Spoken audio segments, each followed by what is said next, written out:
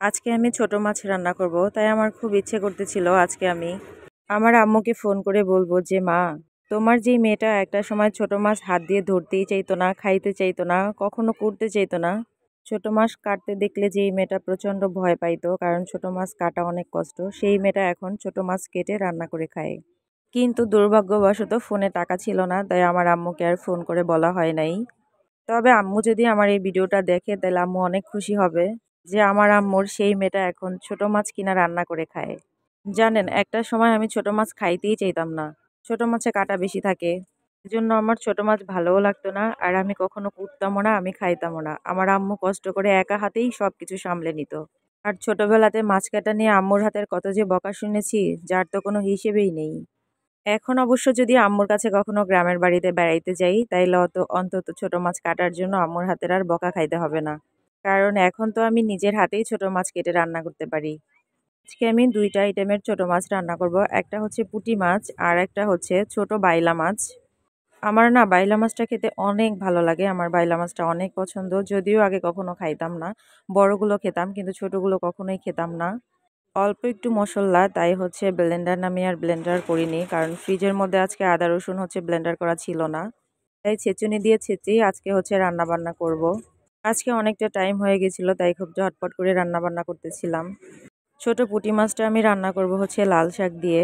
আগে থেকে আমি পেঁয়াজ টেয়াজ কেটে নিয়েছিলাম।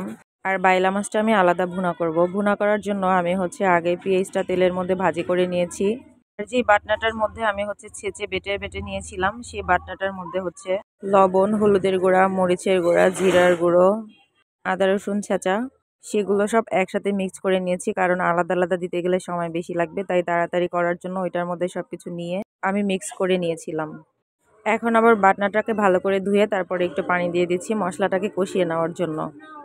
আমি কিন্তু এখন মোটামুটি রান্না বান্না ভালোই করতে পারি, নিজের প্রশংসা যে নিজে করতেছি এরকম কিন্তু কিছু না।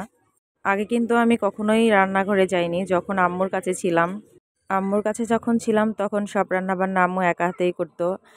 জানেন, আগে আমি একটা পেঁয়াজও কাটতে চাইতাম না, একটা আলুও কাটতে চাইতাম না। একটা আলু কাটলে আমার মনে হইতো কি, আমার আঙ্গুলগুলো মনে হয় যে আলুর কষে কালো হয়ে যাচ্ছে এরকম। এখন বুঝি যে রান্নাঘরে কতটা কষ্ট। আমার কিন্তু মশলাটা কষানো শেষ হয়ে গেছে, মশলাটা কষিয়ে নেওয়ার পরে আমি কিন্তু বেলে মাছগুলো এটার মধ্যে দিয়ে দিয়েছি। দেখেন কতটা সুন্দর লাগতেছে। যদিও আমার ক্যামেরার কোয়ালিটি অতটা ভালো না, তারপরেও কতটা সুন্দর লাগতেছে আমি বলতে পারবো না, বলেও বোঝাতে পারবো না। এই সাইডে আমি আবার হচ্ছে গুঁড়ো মাছগুলো দিয়ে লাল শাকটা রান্না করব, সেজন্য হচ্ছে গুঁড়ো মাছটা কষিয়ে নিচ্ছিলাম একটু পানি দিয়ে। গুঁড়ো মাছ বলতে একেবারেও গুঁড়ো না, পুঁটি মাছগুলো আর কি ছোট সাইজের। এই যে দেখেন, আমি কিন্তু লাল শাকটা দিয়েও দিয়েছি, লাল শাকটা কিন্তু খুব সুন্দর লাগতেছে, তাই না? ওই যে পুঁটি মাছগুলো মাঝে মাঝে দেখা যাচ্ছে মাছের মধ্যে, লাল শাকগুলো দেখতে খুব ভালো লাগতেছে। আমার কিন্তু আজকে রান্না বান্না শেষ। আমার রান্না বান্না কেমন লাগলো অবশ্যই কিন্তু কমেন্ট করে জানাবেন। সবাই ভালো থাকবেন। আল্লাহ হাফেজ।